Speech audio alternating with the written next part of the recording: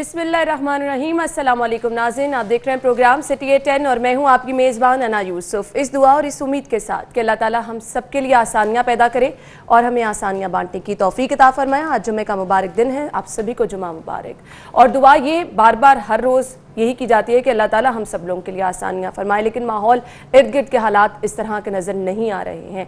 हम अपने तौर पे कोशिश कर सकते हैं कि दूसरों के लिए आसानी पैदा कर दें, और दूसरों के लिए जब हम आसानी पैदा करेंगे खुद ब खुद अल्लाह ताला हम लोगों के लिए आसानियां पैदा कर देता है। पहली खबर जिसका आज हम जिक्र करना चाह रहे हैं, इसके अलावा मुझे नहीं समझ लगती कि कोई खबर इतनी अहम है जिसका जिक्र होना चाहिए, क्योंकि कल से हम देख रहे हैं पूरा सोशल मीडिया, नेशनल मीडिया, हर तरफ जो है इसी खबर का तस्करा किया जा रहा है। स्पेशली सीसीपीओ साहब की जानिब से जो स्टेटमेंट दी गई है उस पर गम व गुस्से का इजहार भी किया जा रहा है। लोग तनकीद का निशाना भी बना रहे हैं कि आया सीसीपीओ को इतनी अहम जगह पर होके इस तरह का बयान देना चाहिए था या फिर नहीं देना चाहिए था।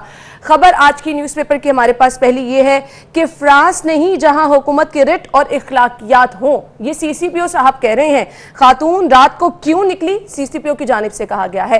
खैर, ये तमाम तर हालात हैं, इन्हें हम डिटेल में बात करेंगे और साथ ही साथ ये जानने की कोशिश करेंगे कि आया सीसीपीओ की जानिब से जो बहुत वसूख से ये कहा गया है कि अगर वो जीटी रोड से चली जाती तो महफूज रहती। जीटी रोड पे क्या सीसीपीओ साहब इंश्योर कर सकते हैं कि तमाम तर सिक्योरिटी वो फराहम करेंगे? इस तरह का कोई वाकया जीटी रोड पे नहीं होगा।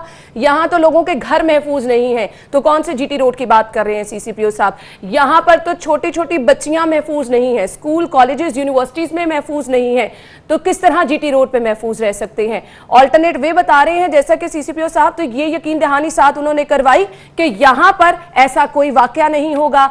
यहां तो कब्रों में मुर्दे जो हैं वो महफूज नहीं है, तो सीसीपीओ साहब कहां से जीटी रोड की बात कर रहे हैं? इंश्योरिटी वो देंगे कि घरों में लोगों का रेप नहीं होगा, वो इस बात को यकीनी बनाएंगे कि अगर ये रास्ता इख्तियार ना किया जाए तो यहां पर दरिंदे नहीं मौजूद होंगे।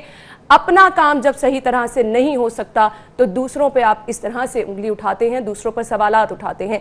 लेकिन अफसोस इस चीज़ का है कि खातून की दादरसी कौन करेगा, कब होगी, इंसाफ कब मिलेगा? ये मामला क्या था, डिटेल में इस पर बात करेंगे। सीनियर रिपोर्टर इरफान मलिक साहब स्टूडियो में मौजूद हैं। अस्सलाम वालेकुम इरफान। वालेकुम सलाम। क्या हाल चाल है आपका? ना ठीक ठाक, लेकिन इसके बाद जो है वो काफ़ी अफसुर्दा है पूरा माहौल।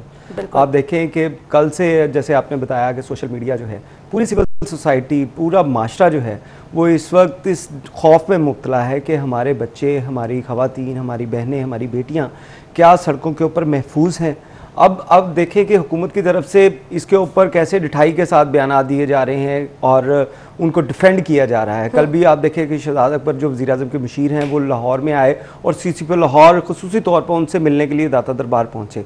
इससे पहले हमने कभी प्रैक्टिस ऐसी नहीं देखी कि कोई मुशीर यहाँ पे आए तो उसको प्रोटोकॉल के लिए सीसीपीओ लाहौर वहाँ पे पहुंचे हों। और वजह क्या है? वो वजह ये है क्योंकि उनकी बैक जो है वो शहजाद अकबर कर रहे हैं। और आप देखें कि कल भी मुख्तलिफ टीवी चैनल के प्रोग्राम में गुफ्तगू भी देखी शहजाद अकबर साहब की, बार बार उस चीज को स्किप करके वो कही जा रहे थे कि सियासत की बात करें। बिल्कुल, वो इस टॉपिक के ऊपर बात करना ही नहीं चाहते ये लोग, और ये इस कदर डिठाई का मुजाहरा किया जा रहा है खुसूसी तौर पे सीसीपीओ लाहौर की तरफ से।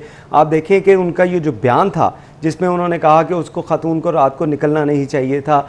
अब मैं ये सवाल करना चाहता हूँ कि लाहौर में ये गुज़िश्ता जो 7 माह थे उसके दौरान 62 जो रेप केसेस जो हैं, गैंग रेप केसेस लाहौर में रिपोर्ट हुए, सारे क्या रात को हुए थे? बिल्कुल, मुझे ये बताएं कि अगर रात 12 बजे खातून नहीं निकलती है तो उससे पहले का जो वक्त है उसमें क्या खवातीन महफूज हैं? यहाँ तो दिन दहाड़े बाजारों में, चौक चौराहों में, यहाँ तो गलियों में, यहाँ तो लोगों के घरों में इस्मत दरी की जाती है खवातीन की। तो किस तरह से सीसीपीओ साहब ये बयान दे रहे हैं कि 12 बजे अगर वो ना निकलती तो वो महफूज रहती? ना, यही हम बात कर रहे हैं कि लाहौर में जैसे केसेस बढ़ रहे हैं, ज़्यादती के, रेप केसेस जो हैं, बच्चों के साथ ज़्यादती के केसेस, जिनसी तशद्दुद के वाक़यात ये बढ़ रहे हैं, तो ये इसमें ये कहना तो इंतहाई बेवकूफ़ाना जो है वो बात होगी कि आप रात को ना निकलें। अब ये केस हाईलाइट अगर ना होता तो इससे पहले जो 62 केसेस थे उसकी तरह इनकी केसेस की इन्वेस्टिगेशन भी लटक जानी थी। अब 28 केसेस ऐसे हैं जिनके अभी तक मुल्ज़िमान जो है पुलिस को पता ही नहीं, पुलिस उनके खिलाफ कोई कार्रवाई नहीं की, उनको गिरफ्तार ही नहीं किया जा सका।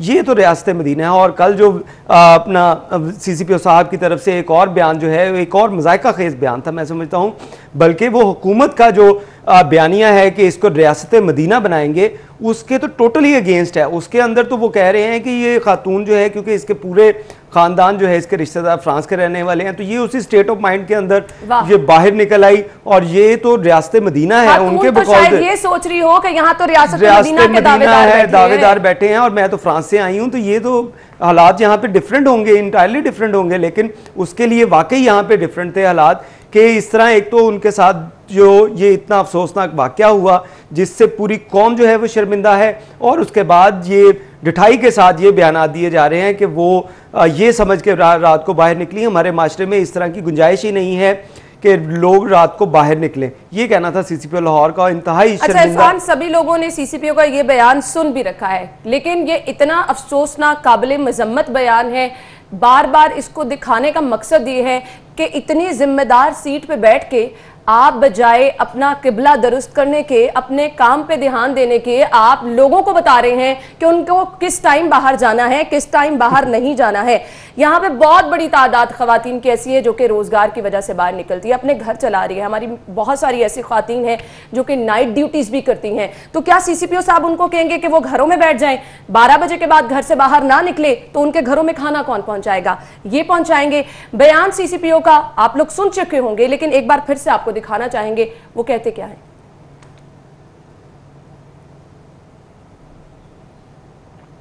उसने वो डिसोरिएंटेड थी यार। रात 2 बजे 1 बजे से 3 बजे तक एक औरत अकेली बैठी रहे बच्चों के साथ कि उसकी हालत क्या होगी। एक फिर उसके साथ इतना बड़ा जुल्म हो जाए, उसकी क्या हालत। वो डिसोरिएंटेड थी। उसने हमें बताया है, हमने स्केच, आप इसका स्केच बनवा दें मुझे इसका, अगर इनको देख रहे हैं ना, 20 साल से काम कर रहे हैं ना, आप अपना स्केच बना के मुझे दिखवाएंगे। इसका हुलिया बता के किसी को अच्छे आर्टिस्ट को कहीं बनाए, बन सकता है? नहीं बन सकता। ये बातें हैं, कहानियाँ कि यादाश्त के ऊपर स्केच बनवाना। यादाश्त साइंटिफिक तो तरीक़ाकार नहीं है, ये आर्ट है। तो हमारा रिलायंस उस पर कम है, अगरचे कि उन्होंने दिए हैं, हमें बताया गया है, लेकिन मैं समझता हूँ कि रिलायंस कम है। सीधा सीधा डीएनए प्रोफाइलिंग है। अल्लाह ताला आप सब मीडिया वालों से पूछेगा, मेरा यकीन है। क्यों कि मैं सीधी बात करने वाला ऑफिसर हूँ। मैंने उन्हें कहा कि यार क्या हम अपनी बहन को, माँ को अकेले बच्चों के साथ जाने देते? 12:30 बजे नहीं जाने देते। पाकिस्तान की कोई सोसाइटी नहीं जाने देती, नंबर 1। अगला सवाल ये है कि वो अगर जाने भी सही किसी इमरजेंसी से, तो हम उससे कहते बेटा जीटी रोड से जा। ये बातें करने से मेरा मुराद उसको मोर्दे इल्ज़ाम ठहराना नहीं है। मुझे ये बताना है कि सोसाइटी हमारी इस तरह की है, बहनों वालों, बेटियों वालों, आइंदा ख्याल रखो। उसने ये सारा काम इसलिए किया है कि उसकी ओरिएंटेशन में फ्रांस था कि मैं ये उसी तरह का हमारा महफूज मुआशरा है। और मुआशरे वहाँ पे सिर्फ ला से नहीं महफूज, वहाँ इखलाकी कदरों से महफूज हैं, रूल ऑफ लॉ की वजह से महफूज हैं, रिट ऑफ गवर्नमेंट की वजह से महफूज है। इसलिए बच्चियाँ वहाँ पे रात को ट्रैवल करती हैं, मोटरवेज पे करती हैं, उनको कुछ नहीं होता। इंशाल्लाह ये गुफ्तगू हमने सीसीपीओ साहब की सुनी है। मुझे सिर्फ ये बता दें, ये स्केच बनाने का तरीका तो बहुत अरसा दराज से पुलिस में ही इस्तेमाल किया जा रहा है कि मुल्जिमान का स्केच बनाया जाता है। तो इनको आज कैसे याद आ गया कि इस तरह तो मुल्जिमान नहीं पकड़े जाते हैं? ना देखिए, जब आप कोई कार्रवाई करना रहे हो, आपके हाथ में कोई चीज़ नहीं हो, तो फिर इस तरह के उल्टे सीधे बयान जो है वो चलते हैं। अब देखिए, स्केच जो है ये एक केस के अंदर एक बड़ा इम्पोर्टेंट जो है वो इसको पॉइंट रखा जाता है कि अगर किसी जगह के ऊपर वारदात हुई है, कोई कत्ल हुआ है, कोई केसेस ऐसे हुए हैं जिसके बाद जो मुद्दई है उसकी मदद से वो स्केच तैयार किए जाते हैं। और हमने बहुत से ऐसे केसेस देखे हैं कि स्केचेस की मदद से मुल्जिमान को गिरफ्तार किया गया, स्केचेस की मदद से मुल्जिमान को सजाएं हुई, क्योंकि मुद्दई जो था, अगर मुद्दई ने स्केच बनवा दिया और उसके बाद मुल्जिम पकड़ा गया, मुल्जिम ने कोर्ट में जाके कह दिया कि वो तो वहां पे था ही नहीं, तो स्केच जो है ये एक एविडेंस के तौर पे पेश होता है कि स्केच के बारे में कहा जाता है कि ये देखें, ये हमने कार्रवाई की, हमने मौके से मुद्दई से ये स्केच बनवाया था, उसमें भी इसकी शक्ल जो है वो इसके साथ मैच कर रही है, लिहाजा यही मुजरिम जो झूठ बोल रहा है कि वो मौके पे नहीं था, वो उससे भी साबित हो जाता है। ये तो हो गया एक टेक्निकल चीज़। दूसरी सीसीपीओ साहब की जो बात आप देखें कि उसमें वो कह रहे हैं कि वो उस स्टेट ऑफ माइंड में थी फ्रांस के कि वहाँ पे कानून की रेट होगी, वहाँ पे स्टेट की रेट होगी। इसका मतलब है कि स्टेट की रेट जो है पुलिस की वजह से होती है। पुलिस इस वक्त नाकाम है, पुलिस नाअहल है हमारी, जिसकी वजह से यहाँ पे स्टेट की रेट ही मौजूद नहीं है। ये तो साफ साफ स्टेट की रेट के बारे में चैलेंज कर रहे हैं सीसीपी लाहौर कि स्टेट की रेट मौजूद ही नहीं है यहाँ पे, क्योंकि लोगों में इखलाकी कदरें नहीं है। और इखलाकी कदरें नहीं है तो क्या ये इखलाकी कदर है कि एक खातून के साथ रेप हुआ, एक खातून के साथ ज्यादती हुई बच्चों के सामने, उसको आप जो इल्जाम ठहरा रहे हैं कि आप रात को ना निकलें, आप जीटी रोड यूज करें, आप अपने फ्यूल टैंक चेक करके गुजरे, ये बात जो है। मुझे सिर्फ ये बता दें, सीसीपीओ साहब कह रहे हैं कि खुदारा अपनी बहनों बेटियों को घरों से ना निकलने दें, तो जो घरों में इस तरह के रेप के वाकयात होते हैं, कोई एक वाकया ऐसा नहीं हुआ, घरों की दहलीज पे, गली मोहल्लों में बहुत सारे केसेस आप बेहतर तरीके से जानते हैं कि बहुत बड़ी तादाद में वही लोग होते हैं जो रेप करते हैं, वो आसपास के लोग या फिर रिश्तेदार निकलते हैं। तो फिर मुझे बताइएगा, क्या फिर ये चीज ये इंश्योर करेंगे कि अगर खवातीन घर से बाहर नहीं निकलेंगी, इस तरह से अकेली कहीं नहीं जाएंगी, तो ये वाकयात ये रोक लेंगे ना? कहां से इंश्योर करेंगे? ये मैंने बताया आपको कि ये सब जो है वो एक ज़हनी कैफियत थी, जिस कैफियत में शायद ये बातें करते रहे हैं और बात कर रहे हैं, और इनको इस बात के ऊपर कोई शर्मिंदगी भी नहीं कि उन्होंने कुछ कहा, बल्कि वो तो मीडिया को इल्जाम ठहरा रहे थे कि मीडिया को अल्लाह पूछेगा। अब देखें कि जो सूरत हाल है, जो 62 केसेस जिसकी मैं बात कर रहा हूं कि 62 केसेस 7 माह के दौरान लाहौर में गैंग रेप के केसेस से 200 से ज्यादा रेप के केसेस जो रिपोर्ट हुए हैं, ये तमाम केसेस क्या जो है वो रात को हुए, जो सड़कों पे हो रहे थे, जो लोग बाहर जा रहे थे उनके साथ हुए, ये घरों में हुए, मोहल्लों में हुए, बच्चों के साथ आप देखें यहाँ पे किस किस्म के वाकयात होते हैं। तो उसके लिए क्या आप ये इल्जाम ठहराएंगे कि वो लोग जो हैं वो बच्चे अपने गलियों में क्यों भेजते हैं, बच्चे अपने बाहर क्यों भेजते हैं? भाई आप लोगों की जिम्मेदारी है, जो अवाम जो है, अवाम आपको टैक्स पे किस वजह से करती है? रोजगार हमने खुद कमाना है, जॉब हमने खुद ढूंढनी है, तो अब क्या सिक्योरिटी भी हम खुद करें कि सिक्योरिटी के लिए भी हम अपने सिक्योरिटी गार्ड्स रखें या अपने आप को महफूज रखने के लिए तो ये इदारे बंद कर देने चाहिए। अगर इस तरह के ऑफिसर आपने जो यहाँ पे ला के लगाएंगे, जो ये दावा भी करेंगे, और इनकी तरफ से ये दावा किया गया है कि पूरे पंजाब में तमाम पीएसपी ऑफिसर से सबसे ज्यादा इंटेलिजेंट ये हैं, सबसे ज्यादा काबिल ये हैं। अगर ये काबिल हैं तो खुदारा ऐसे महकमे को बंद ही कर दे। बिल्कुल, ये काबिलियत अगर इस तरह की है तो फिर आप पूरे सोशल मीडिया से खुशामदीद कहेंगे। और इंतहाई अफसोस, आप जब इस तरह की स्टेटमेंट सोशल मीडिया पर देख रहे हैं, लोग तनकीद का निशाना बना रहे हैं, बार बार सीसीपीओ साहब की स्टेटमेंट के लेकर जिक्र किया जा रहा है। एक दफा आपको ये स्टेटमेंट दिखाते हैं और इस पे फिर हम बात करेंगे। समाजी कारकुन ताहिरा अब्दुल्ला ने हमें ज्वाइन किया है। सबसे पहले सीसीपीओ साहब का क्या कहना था, आपको वो दिखाते हैं। अगर आपके इल्म में हो तो रात 12:30 बजे डिफेंस से निकली हैं इधर जाने के लिए गुजरांवाला। अब मैं पहले तो ये हैरान हूँ कि 3 बच्चों की माँ है, अकेली ड्राइवर है, आप डिफेंस से निकली हो, आप सीधा रोड लो, जीटी रोड जहाँ पे आबादी है, और घर चली जाओ। अगर आप इस तरफ से निकली हो तो कम से कम अपने पेट्रोल चेक कर दो, क्योंकि इस सारे पेट्रोल पंप नहीं होते। जी, गुफ्तगू आपने मुलाहिजा की। समाजी कारकुन ताहिरा अब्दुल्ला साहिबा ने हमें ज्वाइन किया है। अस्सलाम वालेकुम ताहिरा साहिबा, क्या हाल चाल है आपके? वालेकुम सलाम जी, थैंक यू सो मच, बहुत बहुत शुक्रिया आपके वक्त के लिए। आप तमाम तर वाक़े से बाखूबी आगाह होंगी कि क्या वाक़या पेश आया, उस पर फिर बयानात जो बहुत ज़्यादा जिम्मेदार लोगों के जानिब से दिए जा रहे हैं, जिनका काम यह है कि अवाम के तहफ़्फ़ुज़, जानो माल का तहफ़्फ़ुज़ जिनकी जिम्मेदारी है, वो बयान ये दे रहे हैं कि खातून को रात 12 बजे घर से नहीं निकलना चाहिए था। और फिर उनका ये भी कहना है कि मोटरवे के अलावा अगर वो जीटी रोड का रास्ता इस्तेमाल कर लेती तो ज़्यादा बेहतर था। फिर वो लोगों से ये भी रिक्वेस्ट कर रहे हैं कि अपनी बहनों बेटियों को घरों से बाहर ना निकलने दे। क्या कहेंगी? इंतहाई अफसोस होता है इस तरह की स्टेटमेंट्स पे। जी बिल्कुल सही बात आपकी। मैं चाहती हूँ कि इस सीसीपीओ शख्स को बहुत ज्यादा अहमियत दी जा रही है, इसको इसकी औकात से ज्यादा इसके बारे में गुफ्तगू की जा रही है। मैं ये चाह रही हूँ कि हम खातून, उनके बच्चों और उस केस के ऊपर ज्यादा तवज्जो दें और फोकस रखें, क्योंकि ये एक रेप का केस है, ये एक गैंग रेप का केस है।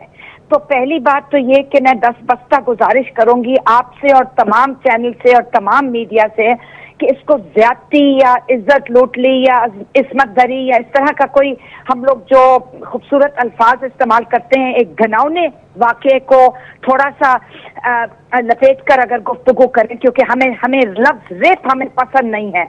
रेप को हम रेप ही कहेंगे, गैंग रेप को हम गैंग रेप ही कहेंगे। और इसकी वजह यह है कि उर्दू की में तकनीकी तौर पर इसका कोई तर्जुमा है ही नहीं, ना अरबी में, ना उर्दू जबान में, ना फारसी जबान में रेप के लिए कोई सच्ची बात है, कोई लफ्ज नहीं है। तो हम फिर ज्यादती, इस्मत दरी, इज्जत लूट ली, फलां ये किया वो किया, ये सही लफ्ज नहीं है। और जिना बिल जबर भी गलत लफ्ज है, जिना अडल्ट्री को कहते हैं। तो ये तो पहली बात हो गई। दूसरी बात यह है कि हमें इस बात का पंजाब की हुकूमत हम मुतालबा करते हैं कि हमें तसल्ली दिलाई जाए और हमें इत्तला दी जाए कि मुतासिरा खातून जिनका रेप हुआ है, गैंग रेप हुआ है, उनके बच्चों के सामने मार पीट की गई है, तशद्दुद किया गया है, क्या उनको सेहत की सहूलियात मिल रही हैं? उनको डॉक्टर ने देखा है, गायनिकोलॉजिस्ट ने देखा है, साइकाइट्रिस्ट उनका इलाज कर रहे हैं कि नहीं कर रही? उनको पूरी की पूरी 360 डिग्रीज का इस वक्त सेहत की मदद की जरूरत है फौरी तौर पर, क्योंकि वो घबराई हुई हैं, डरी हुई हैं और ट्रॉमा के अंदर है। ताहिरा साहब, बिल्कुल आपने बजा फरमाया। इस वक्त जरूरत इस अमर की भी है कि खास तौर पर उस खातून का, उसकी फैमिली का ख्याल रखा जाए। मुझे सिर्फ ये बता दें कि वाकयात बढ़ते चले जा रहे हैं, एक के बाद एक ज्यादती का वाकया जो है हम देख रहे हैं, लेकिन हम हुकूमत के आला ओहदेदारानों की जानिब से स्टेटमेंट सिर्फ ये देखते हैं कि जब तक मैं वहीं आ रही थी जी, मैं आपके अगले सवाल की तरफ आ रही थी। और वो ये है कि सबसे पहली बात तो ये है कि CCPO की ACR मैंने पढ़ी है जी, वो गर्दिश कर रही है, आप भी निकाल कर उसको पढ़ लें जी, आपको पता चलेगा कि ये शख्स है कौन, बिल्कुल इसकी औकात क्या है, ये है क्या चीज, ये किस किस्म का एक वहशी शख्स है जिसने इस तरह की गुफ्तगू की। बजाय इसके कि हमदर्दी करता या जहती करता, मदद देता, वो आगे से इस तरह की एक बिल्कुल ही गलत और काबिले मुजम्मत किस्म की जो गुफ्तगू उसने की है, जितनी इस पे तनकीद की जाए, जितनी मजम्मत की जाए वो कम है। अब मैं आती हूँ हुकूमत पंजाब की तरफ। पिछले अदवार को बहुत बुरा कहा जाता है, ये थे, वो थे, चोर थे, डाकू थे, फलां। अब तो हम मदीना की रियासत बनाने जा रहे हैं और दूध और शहद की नदियां बहने लग चुकी हैं। मैं पूछती हूँ कि क्या बना उस violence against women crime cell का जो कि पंजाब हुकूमत ने शुरू किया था पिछले अदवार में? वो खत्म हो गया। जो मुल्तान में एक वायलेंस अगेंस्ट विमेन का सेंटर बना था, उसमें तमाम सहूलियात फराहम थी, शेल्टर भी था, सेहत की सहूलियात भी थी और रिहेबिलिटेशन भी थी और सब कुछ उसके अंदर ही था। उसका क्या बना? वो तो हमें तो बताया गया कि उसको तो पैसे ही नहीं मिल रहे। बिल्कुल ऐसे ही है। तो अगर उसको फंडिंग ही फराहम नहीं की जा रही, तो ये औरतों के खिलाफ आए दिन बढ़ता हुआ जो तशद्दुद है, इसका इजाला किस तरह होगा, इसकी बेहतरी कैसे होगी, मुझे बताएं। ये तो पता ही नहीं किसी को कि किस तरह क्या करना है। बिल्कुल आपने सही कहा। बिल्कुल ताहिरा साहबा, मुझे सिर्फ ये बता दें कि इस तरह की बहुत सारी स्टेटमेंट्स हम पहले भी देख चुके हैं कि ख्वातीन को घर से बाहर नहीं निकलना चाहिए। अब तो टाइमिंग भी बताई जा रही है, कब निकलना चाहिए, कब नहीं निकलना चाहिए। किस तरह से? बहुत गलत बात है, बिल्कुल गलत बात कर रहा है ये शख्स, बिल्कुल गलत बात कर रहा है। ये हमें बिल्कुल काबिल कबूल नहीं है, ये हमें मंजूर नहीं है इस तरह की गुफ्तगू कि किसको कहाँ निकलना चाहिए और कब निकलना चाहिए और कहाँ निकलना चाहिए और कौन सी सड़क इस्तेमाल करनी चाहिए। ये पागल हो गया। ये मुझे बताएगा कि मैंने कौन सा रास्ता इख्तियार करना है और कहाँ जाना है और कहाँ नहीं जाना। शर्म आनी चाहिए। इसको फौरी तौर पर बरतरफ करें। हमारा मुतालबा है कि CCPO को फौरी तौर पर बरतरफ किया जाए, चाहे इसकी पुष्पनाही चीफ मिनिस्टर कर रहा है, फेडरल मिनिस्टर कर रहा है, प्राइम मिनिस्टर कर रहा है, प्रेसिडेंट ऑफ पाकिस्तान कर रहा है। खबरदार जो किसी ने उसकी पुष्पनाही की। बिल्कुल आपने बजा फरमाया। समाजी कारकुन ताहिरा अब्दुल्ला हमारे साथ मौजूद थी। और ये गमो गुस्सा सिर्फ इन्हीं का नहीं है, ये गमो गुस्सा हर किसी में पाया जा रहा है। हर कोई, आप सोशल मीडिया उठा के देख लें, इन्हीं ख्यालात का इजहार कर रहा है कि सीसीपीओ साहब इस चीज का तायुन नहीं कर सकते कि कौन कब कहां जाएगा, किस वक्त जाएगा, कौन सा रास्ता इख्तियार करेगा। और फिर अगर वो ये सब चीजें बता ही रहे हैं कि किसने कब कहां जाना है, तो इस चीज को इंश्योर कराएं कि वहां पर उनके साथ इस तरह के वाकयात नहीं होंगे, चोरी डकैती नहीं होगी, जिनसे ज्यादती नहीं होगी। तारा साहबा बहुत बहुत शुक्रिया। इरफान, आपने गुफ्तगू सुनी कि किस कदर गमो गुस्सा उनमें पाया जा रहा है। अब मैं इस तरफ आ जाऊंगी, वसीम अकरम प्लस साहब जो हैं, जिधर बात की जा रही थी कि बहुत जबरदस्त सारे काम किए जाएंगे, वहां पर एक निजी टीवी चैनल पे कल मैं इंटरव्यू सुन रही थी, 3 बार एक ही सवाल किया गया सीएम साहब से इस स्टेटमेंट को लेकर और उन्होंने इसका जवाब नहीं दिया, वो बात को सर से गुजार गए। क्यों? ना, ये सीधी सीधी बात है कि ये जो आप वसीम अकरम प्लस की बात कर रही हैं, ये इनके बस की बात नहीं है। इनके बस की बात नहीं है कि वो सीसीपीओ लाहौर को यहां से हटा सके या इस फैसले के अंदर कुछ कर सके, क्योंकि उनको पता है कि इनको लाने वाले जो हैं वो उनसे बहुत तगड़े हैं। जब इतने तगड़े लोग उनकी बैक पे होंगे तो ये जो वज़ीर आला पंजाब जो है हमारे, इनके ये क्या कर सकते हैं? इनके बस में नहीं है कि ये कोई फैसला कर सके। आप देखें कि जब एक आईजी जो है, आईजी आके कह रहा है आपको कि भाई इस बंदे के साथ मैं काम नहीं करना चाहता, इस बंदे ने ये मिसकंडक्ट किया, इसने चेन ऑफ कमांड तोड़ी, इसके खिलाफ कार्रवाई करे, तो सीएम साहब ने उसको भी कह दिया भाई तू जा, मैं कुछ नहीं कर सकता। अब मीडिया जो है उनसे अगर सवाल करेगा, उनसे पूछेगा कि ये जो सीसीपीओ लाहौर ने बयान दिया इसके ऊपर आप कोई एक्शन लेंगे, तो सवाल ही नहीं पैदा होता है कि वज़ीर आला साहब जो हैं इसके ऊपर कोई इकदाम उठा सके। आप देखिए, कल आप तो मीडिया की बात कर रहे हैं, जो अली जैदी हैं, वजीर हैं उनकी तरफ से कहा गया, उनकी तरफ से ये मुतालबा किया गया कि सीसीपीओ लाहौर को हटाया जाए उनके इस बयान के बाद। उनके जो बयान था उसके ऊपर क्या इकदाम किए गए? कुछ भी नहीं, क्योंकि इनको लाने वाले जो हैं वो शायद इन तमाम जो वजीरों से, वजीर आला से, इन सबसे इस वक्त जो है वो सबसे ज्यादा मजबूत हैं, और शायद उसकी कुछ सियासी जो है वजूहात भी हैं इनको यहाँ पे रखने के लिए।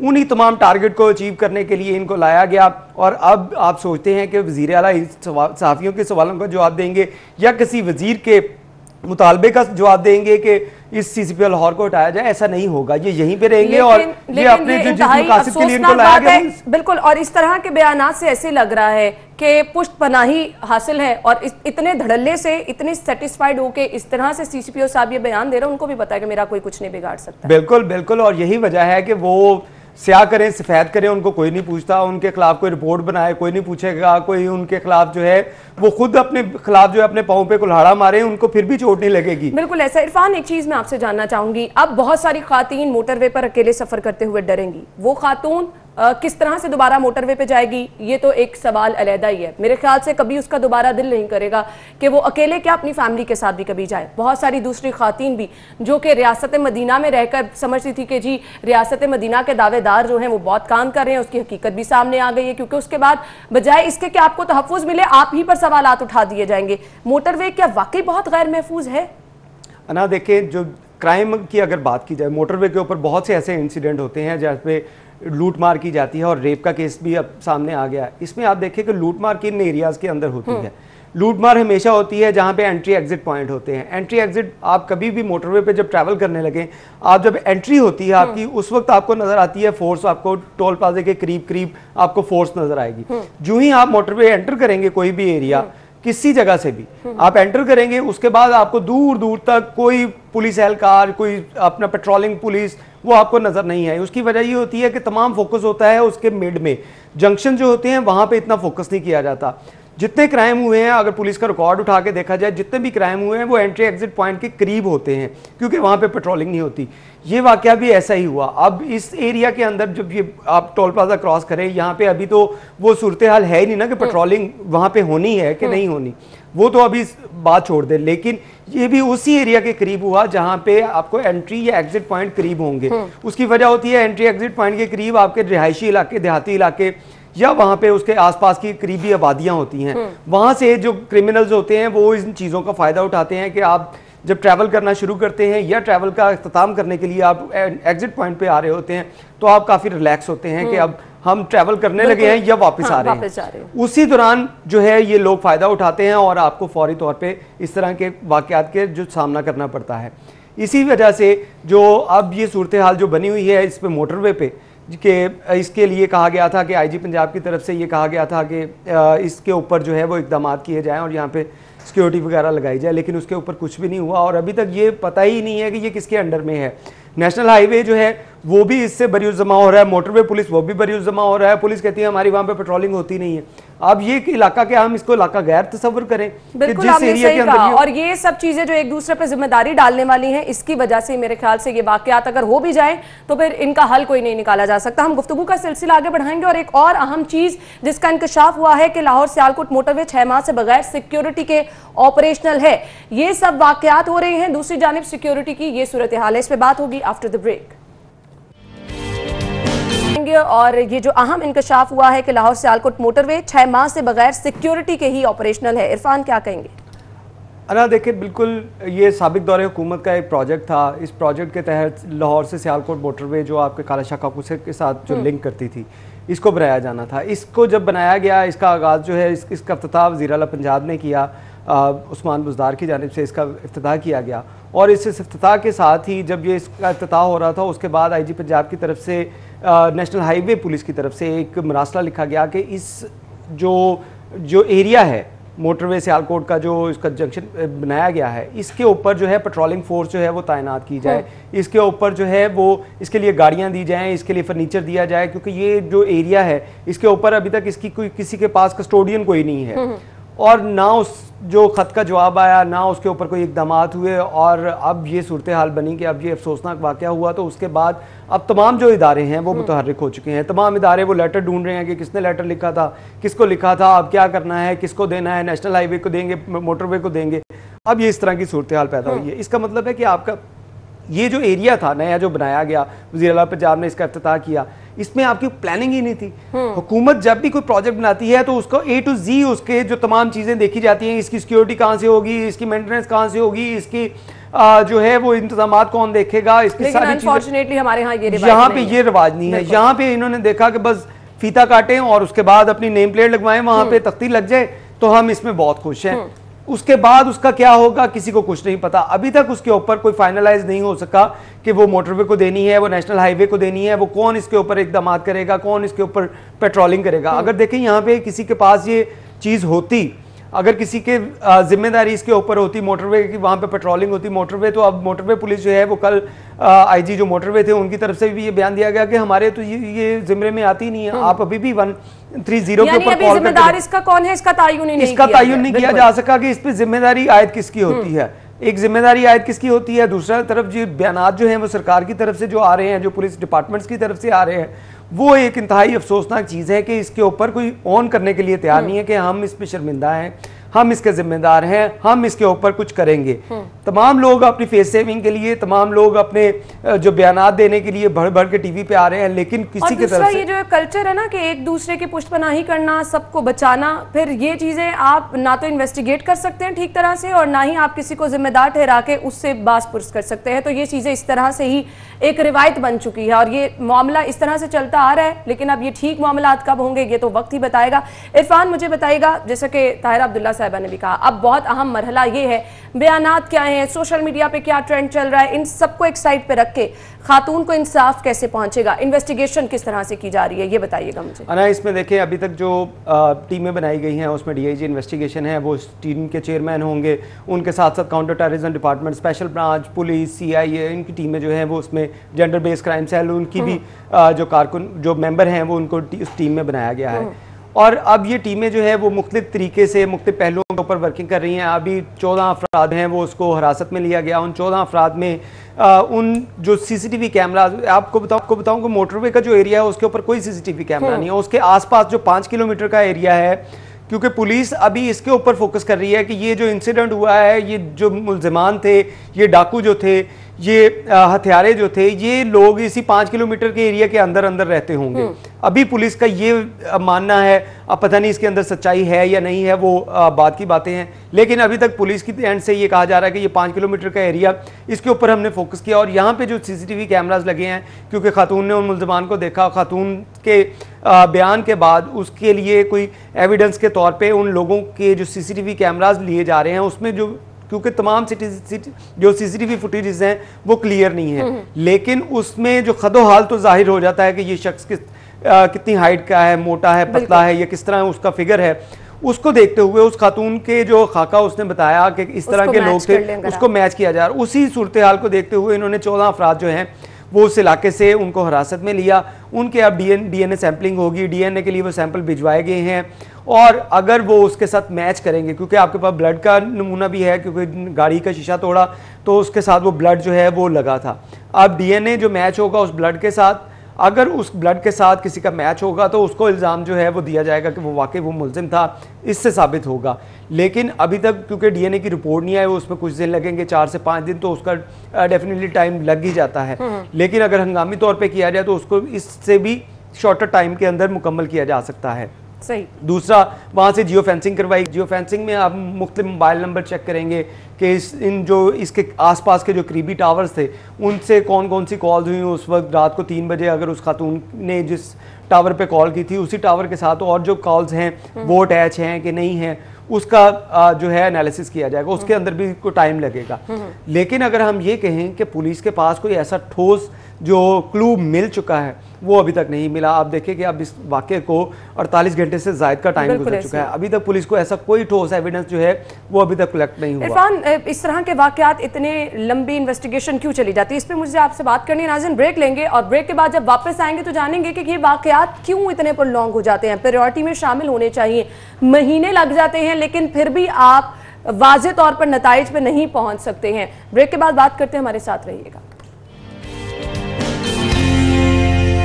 पहले मैं इरफान साहब से ये जानना चाह रही थी कि अब इंसाफ की तरफ जाना है, तफ्तीश कहाँ तक पहुंची है, इन्वेस्टिगेशन कहाँ तक पहुंची है, किस तरह से खातून को इंसाफ फराहम किया जाएगा। ना सिर्फ इस खातून को बल्कि बहुत सारी ऐसी खवातीन जो कि घरों से बाहर निकलती हैं, काम करती हैं, अपने रोजगार के लिए जो है वो अपने घरों से बाहर निकलती हैं, ये आवाज़ सब खवातीन की है। तो सब खवातीन को इंसाफ किस तरह से मिलेगा। अभी हमें ज्वाइन किया है DIG इन्वेस्टिगेशन शहजादा सुल्तान साहब ने, जो कि तमाम तर मामले की इन्वेस्टिगेशन भी कर रहे हैं। इनकी सरबराही में टीम भी बनाई गई है। अस्सलाम वालेकुम DIG साहब, क्या हाल चाल है आपके?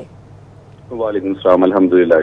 थैंक यू सो मच, बहुत बहुत शुक्रिया आपके वक्त के लिए। सबसे पहले तो बताइएगा इस मामले पर अब तक क्या क्या तहकीकात हुई हैं, पेशरफ्त क्या हुई है? अच्छा, जो तफ्तीश है ना जी, वो बहुत आप जानती हैं कि कठिन और सब्र आजमा ये काम है, बहुत मेहनत दरकार है, पर्टिकुलरली ऐसे केसेस में जहाँ पे मुल्जिमान नामालूम हो, और ये भी वैसे ही केस है। इसके ऊपर हम लाहौर के जो बेस्ट इस वक्त रिसोर्सेज हैं, ह्यूमन रिसोर्स, जो हमारे टॉप कॉम्पिटेंट इन्वेस्टिगेटर्स हैं, they are deployed on this case. हमारी 26 टीम्स हैं CIA लाहौर की जो इसके ऊपर काम कर रही हैं। उसके अलावा हमारी डिविजनल इन्वेस्टिगेशंस की 3 टीमें इस पे काम कर रही हैं। हमने दूसरे भी जो हमारे इन्वेस्टिगेटिव रिसोर्सेज हैं आउटसाइड पुलिस, जैसे CTD है, हमारी स्पेशल ब्रांच है, उनके साथ भी हम लोग मिलके काम कर रहे हैं। एक स्पेशल इन्वेस्टिगेशन टीम कल IG साहब ने बनाई है, जिसको मैं हेड कर रहा हूँ। तो I cannot go into the details of investigation, you understand the reasons, लेकिन I can assure you of one thing कि we are working our heart out, क्योंकि हमारे लिए बहुत सेंसिटिव और बड़ा इंपॉर्टेंट केस है, and we'll work it out inshallah very soon. Shahzada Sultan साहब, मैं आपसे जानना ये चाहूंगी, हर तरफ ट्विटर पे आप देख लें, सोशल मीडिया पे देख लें, ये टॉप ट्रेंड मामला बन चुका है, सभी की नजरें इस मामले पर हैं, सभी अब इंसाफ के जो है वो इंतजार में हैं। तो ये मामला जो हैं, जैसे हम देखते हैं इन्वेस्टिगेशन की जाती है, DNA रिपोर्ट का इंतजार किया जाता है, फोरेंसिक रिपोर्ट का इंतजार किया जाता है, तो खासे महीनों पर मुहित ये मामला चला जाता है, इसकी वजूहात क्या हैं? देखिए, ये हैं सारे हमारे processes. Allow me to use this word, क्योंकि इन्वेस्टिगेशन जो है दुनिया में किसी भी जगह पे जादू की छड़ी से नहीं की जा सकती। जैसे मैंने शुरू में कहा कि बहुत मेहनत इसमें दरकार होती है। अगर आप टेक्निकल साइड पे जाते हैं, आपने सिर्फ CDR और जियो फेंसिंग एनालिसिस करना हो, तो there are hundreds of phone rackets जिनको आपने खंगालना होता है, टेक्स टाइम। DNA प्रोफाइलिंग और मैचिंग में टाइम लेता है। फिर हमारी ह्यूमन इंटेलिजेंस की टीम जो है वो डिप्लॉयड होती हैं ऐसे केसेस के अंदर, जो कि क्रिमिनल्स, इस तरह के इस कबील के जो क्रिमिनल्स हैं उनके बारे में क्रिमिनल इंटेलिजेंस गैदर करती हैं। समटाइम्स केसेस जो है वो घंटों में वर्कआउट हो जाते हैं, sometimes they can take days और वीक्स। लेकिन लाहौर पुलिस का बहुत अच्छा रैकेट है। इस तरह के टोटल 12 केसेस इस साल में हुए हैं। 11 हमने सक्सेसफुली अल्हम्दुलिल्लाह वर्कआउट किए हैं। This is the only case, और चूंकि अभी 1-2 दिन हुए हैं तो इस वजह से मेरे पास फौरी तौर पे आपको देने के लिए कोई ब्रेक थ्रू नहीं है, but as I said I am 110% sure it's only a matter of days, will get them. Shahzada Sultan साहब, ये हमें बताइएगा कि जो गाड़ी से फिंगरप्रिंट लिए गए या उनसे जो डाटा लिया गया उसको नादरा के लिए भिजवाया गया, वहाँ से कोई उनकी आइडेंटिफिकेशन अभी तक अमल में आ सकी है, या उन्हीं डीएनए बेस के ऊपर जो है वो रिलाई किया जा रहा है कि वो डीएनए रिपोर्ट्स आएंगी तो वो ब्लड के साथ मैच होंगी तो उसके बाद ही तफ्तीश आगे बढ़ सकेगी, या वो नादरा से भी कुछ हेल्प आउट हुआ आपको? जैसे मैंने कहा कि there is a long list of line of inquiries और investigation which we are pursuing, तो जिसमें एक का जिक्र आपने किया। नादरा इसके ऊपर काम कर रहा है। हमारे जो फिंगरप्रिंट्स वहां से लिफ्ट हमने किए, they are not with us, क्योंकि हम इमीडिएटली प्रोसीड करते हैं with all evidence. NADRA is working on it right now. ठीक है, thank you so much. DIG investigation Shahzada Sultan साहब हमारे साथ मौजूद थे। किस तरह से तहकीकात इस मामले पर की जा रही हैं, तमाम तर तफसीलात से वो आगाह कर रहे थे। उम्मीद है कि ये मामला जल्द जो है उसकी तफ्तीश की जाएगी और मुल्ज़िमान की निशानदही करके उनको कैफरे किरदार तक पहुँचाया जाएगा, क्योंकि अगर हमने मुआशरे से इस नासूर को ख़त्म करना है तो हमें इन लोगों को मिसाल बनाना है, करार वाकई सज़ा देनी है ताकि दूसरे लोगों के लिए मिसाल बना सकें और मुआशरे से इस बुराई का हम खात्मा कर सकें। Irfan, thank you so much, बहुत बहुत शुक्रिया आपके वक्त के लिए। जी तो नाज़रीन, इंतहाई अहम मामला है ये। मामला यहाँ पर अपने इख्तिताम को नहीं पहुंचा है। इस मामले पर तफ्तीश तो एक जानिब की जा रही है, लेकिन इंतहाई अफसोस के साथ जब वो लोग जो कि जिम्मेदार हैं, जो लोग दावेदार हैं आपको तहफ़्फ़ुज़ फराहम करने के, जो कि दावेदार हैं रियासत मदीना के, वो लोग ये कहते हैं कि ख़वातीन को वक्त मुकर्रर करना चाहिए, इस टाइम घर से निकलना चाहिए, इस टाइम नहीं निकलना चाहिए, गाड़ी का पेट्रोल चेक करना चाहिए, या फिर ये चेक करना चाहिए कि उन्होंने कौन से रास्ते से जाना है, वो उनके लिए सेफ है। इस तरह के बयानात के बाद आपको अब खुद अपना रास्ता निकालना है, सोचना यह है कि किस तरह से अपने आप को महफूज रखना है। तो प्रोग्राम में ब्रेक के बाद जब वापस आएंगे तो आपको बताएंगे कि इन दरिंदों से महफूज आप कैसे रह सकते हैं, किस तरह से अपना तहफ़्फ़ुज़ आप यकीनी बना सकते हैं। जिनका काम है वो काम कर तो रहे हैं, कब कैसे करेंगे, काफी लंबा इसके लिए वक्त दरकार है। हमने डीआईजी साहब से भी गुफ्तगू की है, बहुत सारे पहलुओं पर अभी जो है वो काम किया जा रहा है, उसका तो इंतजार किया जाएगा, लेकिन आपने किस तरह अपना तहफ़्फ़ुज़ करना है, ये जो दरिंदे हैं इनकी ज़हनी कैफियत क्या है, ये भी हम डिस्कस करेंगे after the break. Stay with us. Break के बाद प्रोग्राम में आपको एक बार फिर से खुशामदीद कहेंगे। और नाज़रीन, ब्रेक पे जाने से पहले मैंने कहा था कि ये मामला यहीं तक ख़त्म नहीं होता। अपनी हिफाजत करना सीखना ये बहुत अहम चीज़ है, क्योंकि इस तरह के वाक़यात से बचना जो है वो एक अहम मकसद है। अब अनफॉर्चुनेटली ये बहुत मुश्किल टास्क है, लेकिन इसके लिए कुछ बेसिक्स आपको अगर पता हो तो आप अपने आप को महफूज भी रख सकते हैं और कम अज़ कम इस तरह के वाक़यात से आप बच भी सकते हैं। इस पर हम बात करने वाले हैं। स्टूडियो में हमारे साथ हमारे जो मेहमान मौजूद हैं उनका तारुफ मैं आपके साथ करवाना चाहूँगी। अल्तमश नैयर खान जो कि सेल्फ डिफेंस ट्रेनर हैं। अब आपने अपने आप को महफूज किस तरह से रखना है, वो कौन सी बेसिक चीज़ें हैं जिनका आपने ख्याल रखना है, ये हम अल्तमश से जान लेते हैं। अस्सलाम वालेकुम अल्तमश। वालेकुम अस्सलाम। क्या हाल चाल है आपका? बिल्कुल ठीक। अल्तमश, आपने ये वाक़यात देखे हैं जो हमारी सोसाइटी में बढ़ते चले जा रहे हैं, जिनका हम तस्करा भी कर रहे हैं। कल से सोशल मीडिया पे आपने खासी इस पे बातचीत भी सुनी होगी। अब हमने आना है कि सेल्फ ट्रेनिंग इसमें कितनी ज़रूरी है, सेल्फ डिफेंस से आप इस तरह के वाक़यात से क्या बच सकते हैं? जी हाँ, सेल्फ डिफेंस ट्रेनिंग ज़रूरी है, क्योंकि सिर्फ आपको फाइटिंग टेक्निक से नहीं आती, लेकिन आपको कॉन्फिडेंस भी अपने अंदर आता है कि आप किसी भी इंसान, कोई भी इंसान जो आपको अटैक कर रहा है उसको आप रेजिस्ट कर सकते हैं। बेसिकली सेल्फ डिफेंस का मैसेज ये है, you have to resist, resist resist resist, that is the message. और ये सिर्फ आपकी जो सेल्फ डिफेंस ट्रेनिंग है वो आपकी इसके अंदर तो मदद करेगी कि आप जब कोई आपको असॉल्ट कर रहा है तो आप उसको रेजिस्ट करके आप उससे, यानी कि उससे आप उसको हटा सकते हैं या तो उसको मार के उसको परे कर सकते हैं। मगर आपके अंदर जो कॉन्फिडेंस आएगा, आपकी बॉडी लैंग्वेज आपकी डिफरेंट हो जाएगी और आपके अंदर इस चीज़ का आपको कोई जिस तरीके से आपकी बॉडी लैंग्वेज अगले बंदे को बता देगी कि इससे आप जो है वो बच के रहें। बिल्कुल। अच्छा, मुझे बताइएगा ख़वातीन के लिए ये ट्रेनिंग कितनी ज़रूरी है? देखिए, ख़वातीन के लिए भी और बच्चों के लिए भी ज़रूरी है। ये ख़वातीन के लिए ज़रूरी इसलिए है क्योंकि हमला किसी वक्त भी उनके ऊपर हो सकता है। यानी कि मैं एक जहाँ पे मेरा ऑफिस था वहाँ पे भी एक खातून के ऊपर हमला हो गया था जो कॉरिडोर में। सही। अच्छा मुझे ये बताएं अब बेसिक्स टेक्निक्स क्या हैं जो आप शेयर करना चाहेंगे हमारे प्लेटफॉर्म से कि सेल्फ डिफेंस में सबसे पहले ये चीजें हैं जिसका आपने ख्याल रखना है, वो बेसिक्स क्या हैं जो आप अगर कोई सेल्फ डिफेंस ज्वाइन करता है, सीखना चाहता है, ये ट्रेनिंग का हिस्सा बनना चाहता है, तो आप वो बेसिक्स उनको बताते हैं कि आप यहाँ से स्टार्ट कर सकते हैं। ठीक है, सेल्फ डिफेंस के अंदर जो बेसिक चीज़ जो हम सिखाते हैं वो ये सिखाते हैं कि अगर आपने अटैक करना है तो अटैक आपका बहुत फास्ट होना चाहिए और काफ़ी फिरोशियस होना चाहिए, यानी कि आपने अगले बंदे को टाइम नहीं देना। टाइम अगर आपने दिया उसे अटैक करने का, उसने आपके ऊपर अटैक कर देना है। देखिए जैसे कि आपको पता है ये जो बंदा है इसने आके मुझे अटैक ही करना है, उसका और कोई मकसद नहीं है। उससे पहले कि वो आपको अटैक करे आप उसके ऊपर फिरोशियसली और स्पीड के साथ अटैक करें, इतना कि वो फिर बेहोश हो जाए या इतनी ज़्यादा उसको इंजरी हो जाए कि अब आपको वो अटैक नहीं कर सकता। बेसिक आइडिया ये है। तो क्योंकि women are generally speaking they're not as strong as males, तो they have to attack very fast and very ferociously। और फिर अब हम बच्चों के मामले पर अगर आ जाएं तो वहां पर भी ये केसेस क्योंकि बढ़ते चले जा रहे हैं, तो सेम बच्चों के केस में भी आप लोग ट्रेनिंग में यही चीजें? जी हाँ, बच्चों के केस में हम लोग ये भी बताते हैं कि कोशिश करें कि बच्चे जो उनको ये बताते हैं कि अपने पेरेंट्स के साथ रहें। ठीक है, क्योंकि बात यह है कि अगर फर्ज करें कि 3 या 4 लोग हैं और एक बच्चा है तो बहुत मुश्किल है उसका बचना। ठीक है, तो इसलिए हम कोशिश करते हैं कि हम लोग जो है सिर्फ उनको सेल्फ डिफेंस ट्रेनिंग। अच्छा, अब ये सेल्फ डिफेंस का हिस्सा भी चीजें होंगी और होनी भी चाहिए कि आप कम से कम अपने सामने वाले को पहचान सकें जी कि वो उसका माइंडसेट क्या है।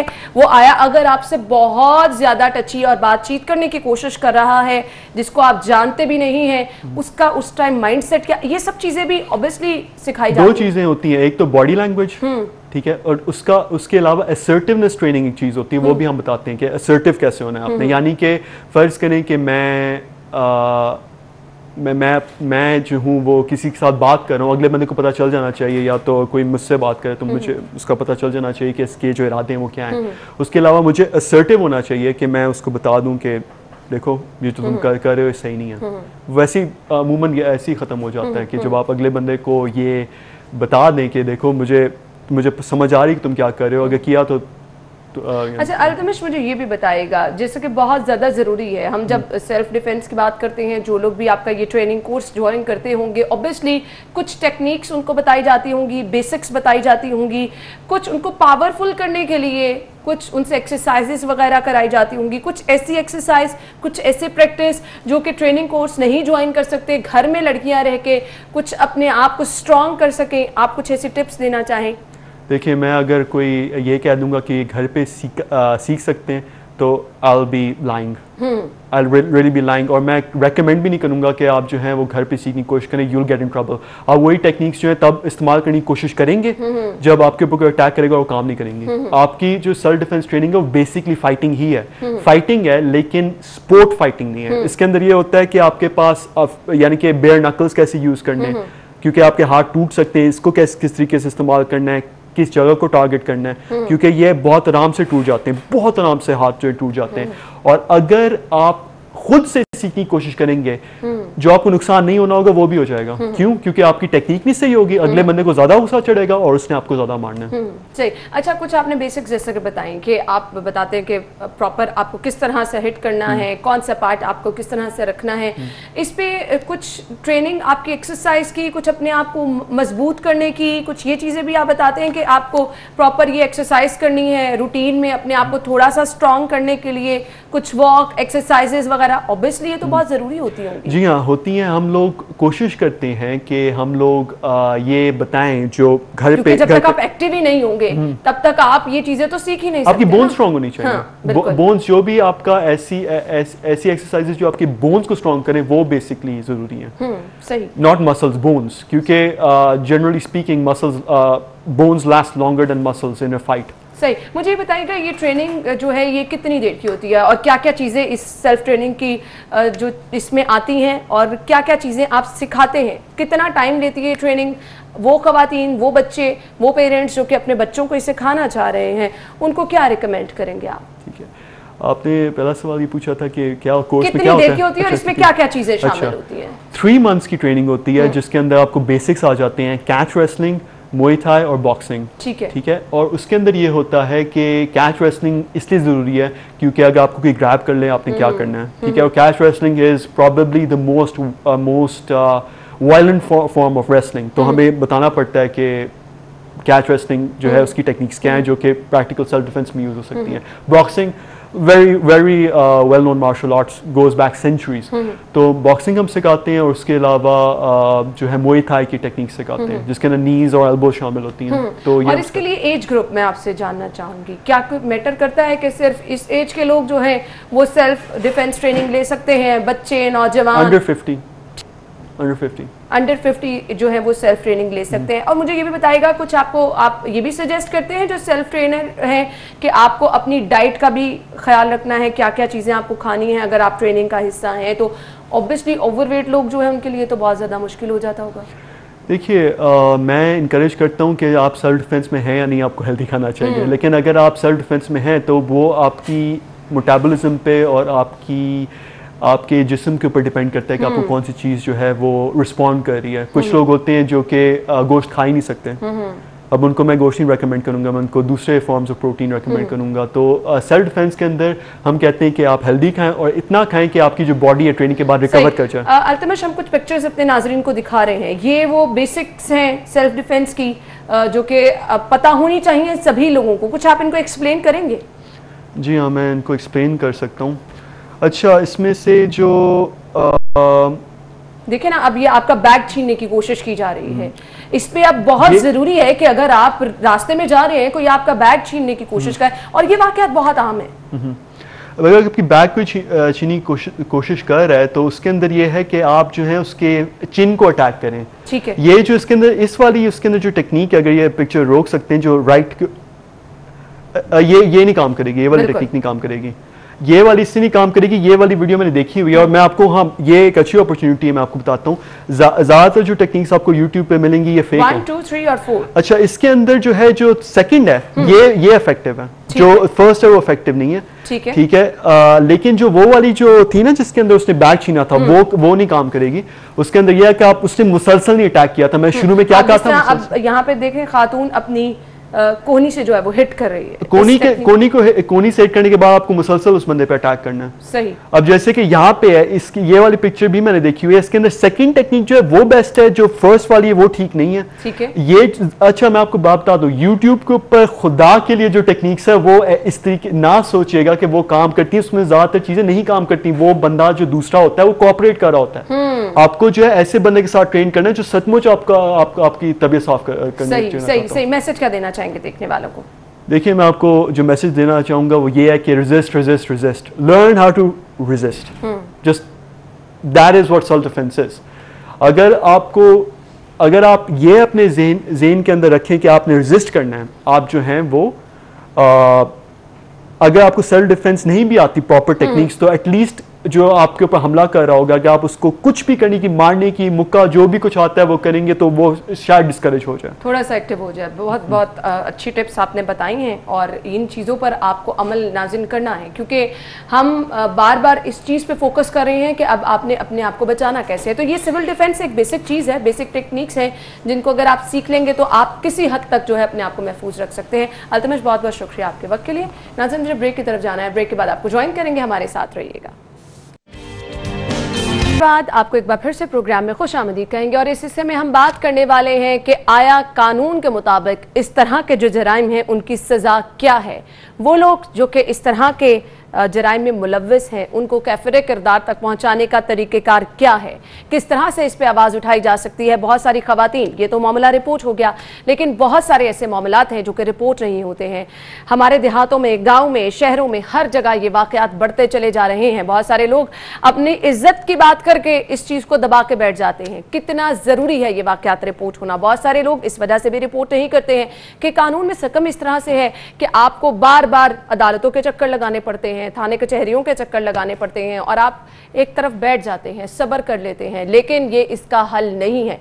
इस पर आवाज़ उठाकर इंसाफ जो है वो हासिल कर कर ही इसको ख़त्म किया जा सकता है, क्योंकि आवाज़ उठाएंगे तो उन लोगों की निशानदही होगी, उन लोगों को कैफिर किरदार तक पहुंचाया जाएगा, जालिम का चेहरा जो है वो बेनकाब किया जाएगा, तभी हमारा मुआशरा जो है वो अमन का गहवारा बन सकेगा। स्टूडियो में हमारे साथ हमारी मेहमान मौजूद हैं जो कि एडवोकेट ऑफ सुप्रीम कोर्ट है रबिया बाजवा साहिबा, उन्हें खुशामदीद कहेंगे। अस्सलाम वालेकुम, क्या हाल चल रहा है? थैंक यू, बिल्कुल ठीक। बहुत शुक्रिया आपके कीमती वक्त के लिए। सबसे पहले तो इस तमाम मामले पर आपका एक कमेंट चाहूंगी, फिर आगे बढ़ेंगे और डिस्कस करेंगे कि कानून इस पर क्या करता है। देखिए, एक इतना ये अफसोसनाक वाक़या है कि जिसकी वजह से ख़वातीन के अंदर बहुत ज़्यादा खौफ पैदा हुआ है। पहले जो मतलब इस तरह के वाक़यात तो ऑब्वियसली हो रहे हैं, आपने अभी पहले रिपोर्ट भी शायद दिखाई है, लेकिन इस जो ब्रूटैलिटी है इस वाक़े के अंदर, उससे मैं समझती हूँ कि मैं बहुत सारी ख़वातीन हैं जो हमारी हम लोग खौफजदा महसूस कर रहे हैं कि लॉ एंड ऑर्डर सिचुएशन जो है वो बहुत अलार्मिंग है आपके मतलब अंदर मुल्क के। और दूसरी बात ये है कि उसको डील करने वाले लोग जो हैं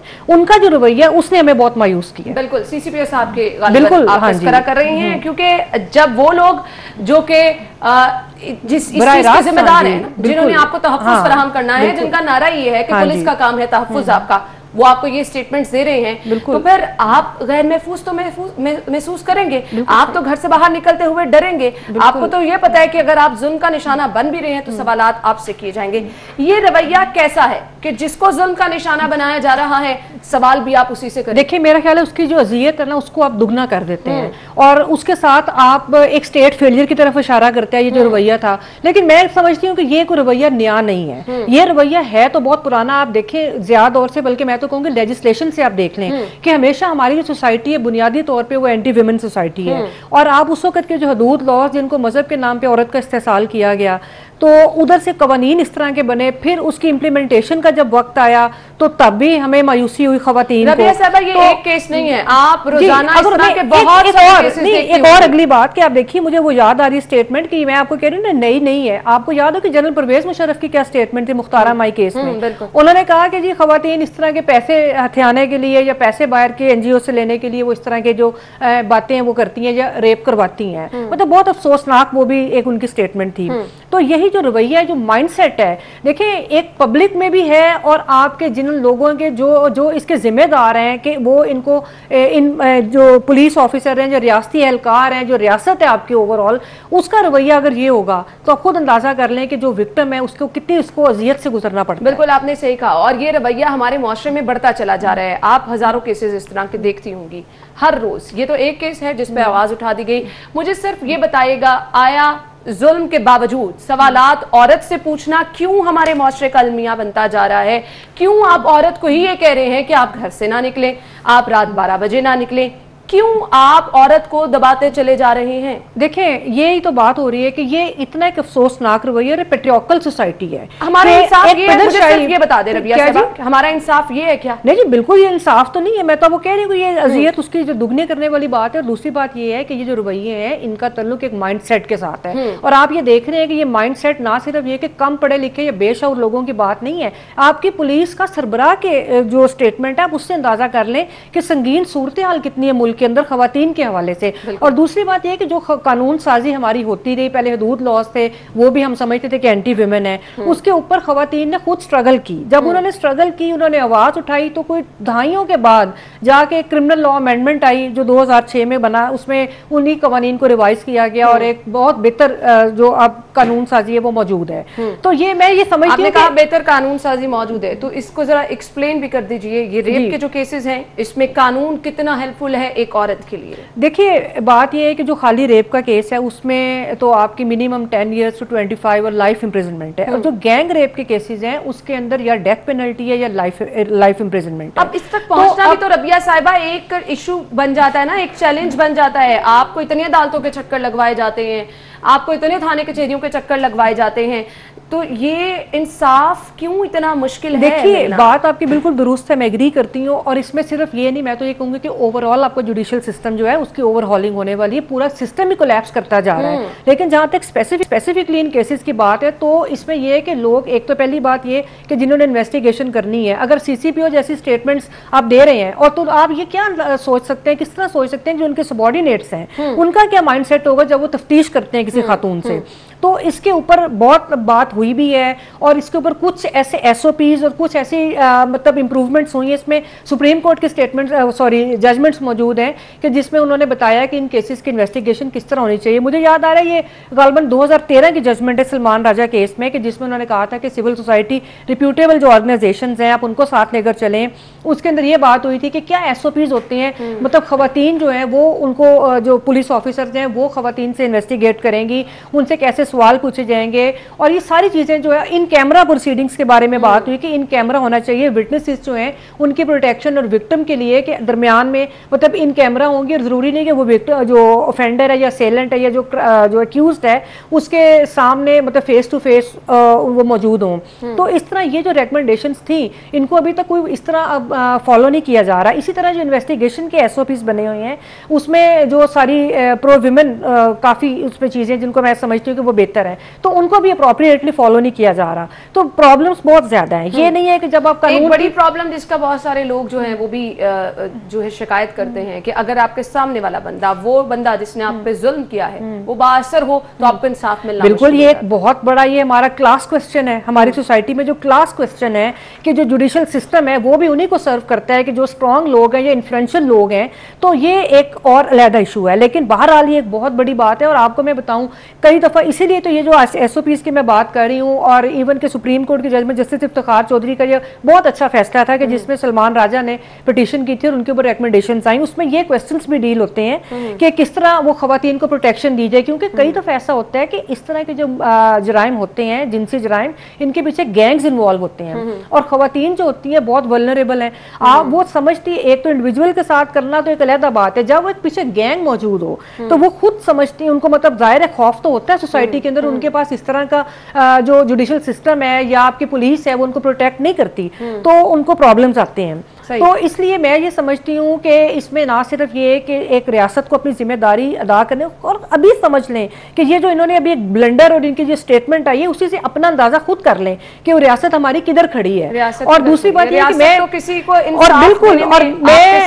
बिल्कुल और मैं दूसरी बड़ी अहम बात आपसे करूंगी कि जो खवातीन है हम सबको चाहिए, जो किसी भी लेवल पर है, वो विक्टिम है या जो उनका साथ देने वाली है, कि वो अपनी आवाज जरूर उठाएं। और हम सबका फर्ज है कि हम इन विक्टिम्स के साथ खड़े हो, क्योंकि आज तक पाकिस्तान में जो तब्दीली आई है कवानीन में या पाकिस्तानी सोसाइटी में, वो खुद खवातीन की स्ट्रगल से आई है। क्योंकि मैं समझती हूँ कि ये जो माशरा है वो एंटी वुमेन है, वो औरत को डिस्करेज करता है। दूसरी बात, मैं एक दावा ये करता है रबिया साहबा कि ये रियासत मदीना है। करते जी, वो तो देखें अब उनके दावे में क्या कहना कि रियासत मदीना तो कांप जाए अगर इस तरह के ये जो ऑफेंसेस हो रहे हैं। तो ये कोई भी महजब सोसाइटी जो है वो इस तरह के जो जराइम है या कोई भी उनको टॉलरेट नहीं कर सकती। अब मैं ये कहती हूँ कि खवातीन को चाहिए कि वो इकट्ठे हों और इसके ऊपर आवाज उठाएं, जो बहुत सारी ऑर्गेनाइजेशंस हैं। खवातीन के इकट्ठे होकर आवाज उठाने की बात की तो कल से सोशल मीडिया पर एक ट्रेंड बहुत हम देख रहे हैं कि लोग कह रहे हैं पब्लिकली हैंग करें इस तरह के लोग। अच्छा देखिए, पब्लिकली हैंग करने को तो मैं नहीं कहती, क्योंकि इसके ऊपर कानून कोई ऐसा मौजूद नहीं है और मेरा ख्याल है कि ये कोई मतलब इंसाफ के तकाजे भी पूरे नहीं। जाहिर है जब कानून में मौजूद नहीं है, बल्कि इसके अगेंस्ट भी जजमेंट है कि हो नहीं सकता। अच्छा, दूसरी बात यह है कि आपको मैं बता रही हूँ, अब बल्कि मुझे तो यूं लग रहा है एक चीज पॉजिटिव भी है। देखिए, मायूसी की बात मैं नहीं करूंगी, प्रॉब्लम्स को मैं जरूर बताऊंगी कि बहुत सारे प्रॉब्लम्स हैं, लीगल साइड पर भी हैं, इंप्लीमेंटेशन ऑफ लॉ पे भी हैं। अगरचे लॉ मौजूद है, सब कुछ है, लेकिन इंप्लीमेंटेशन बहुत बड़ा क्वेश्चन है, एक बात। दूसरी बात यह है कि जो पॉजिटिव चीज क्या है, पॉजिटिव चीज ये है कि जब खवातीन खुद खड़ी होकर अपने हकूक के लिए लड़ी तो उन्होंने उस समाजी सोच को शिकस्त दी कि जो खवातीन के खिलाफ थी, और उन्होंने उसमें कवानीन भी बनवाए, उसमें उन्होंने अपने जो तरक्की के हवाले से इम्प्लीमेंटेशन के लिए भी अदालतों में गई, उन्होंने मुकदमा जीते भी। अच्छा, अब अगली बात यह है कि जो ये वाले मामलात हैं सारे इस तरह के, उसमें ना सिर्फ ये है कि एक रियासती रोल है, बल्कि हमारी जो घर से हमें शुरू करना चाहिए कि जो अपने बच्चों का माइंडसेट है उसमें आप उनको बताएं कि औरत कितनी काबिल एहतराम है, कि जो औरत है या मर्द है, उसमें मैं तो रिक्वेस्ट करूंगी पूरे पाकिस्तान के जो बाशऊर लोग हैं, मर्द भी खड़े हैं। पॉजिटिव एक और चीज क्या है, आप ये देखें कि मुझे सोशल मीडिया के ऊपर जो बैकलैश आई है सीसीपीओ के स्टेटमेंट के अगेंस्ट भी, इस जुर्म के अगेंस्ट भी, तो वो हमें बताती है कि माशरे के अंदर अवेयरनेस है, माशरा करवट ले रहा है और इसमें सोशल मीडिया का बहुत बड़ा रोल है।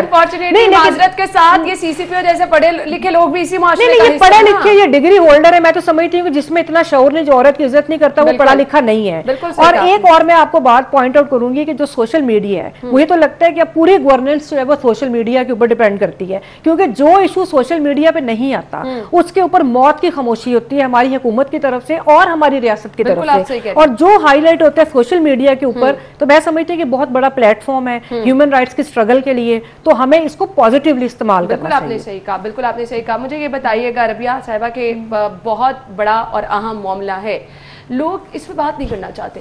रेप केसेस को लोग उस तरह से जो है वो मंजर-ए-आम पर नहीं लेकर आना चाहते, इंसाफ के तकाजे उस तरह से पूरे नहीं हो पाते हैं। एक इसकी बड़ी वजह ये है कि लोग कहते हैं कि हम जाते भी हैं तो हमें इंसाफ नहीं मिल पाता, बीच में केसेस लटक जाते हैं, तारीखें इतनी लंबी दे दी जाती हैं कि लोग डिसअपॉइंट होकर घरों में बैठ जाते हैं।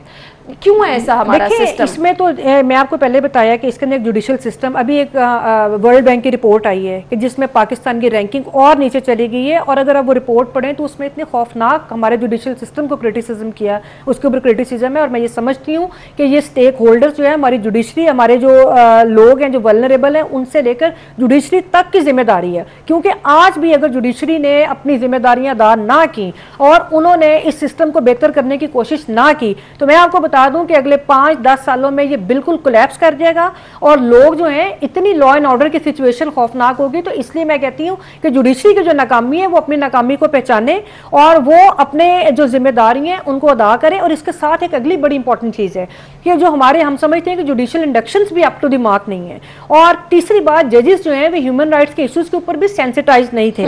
मतलब अब थोड़ी सी उनमें तरबियत उनकी करनी शुरू की, मुख्तलिफ प्रोग्राम्स और इस तरह, लेकिन अभी भी जो सोच हमारी जो है पेट्रियार्कल सोच है वो जुडिशरी के अंदर भी मौजूद है। तो मेरा ख्याल है कि हम सबको, इन्वेस्टिगेशन हमारी बड़ी डिफेक्टिव है।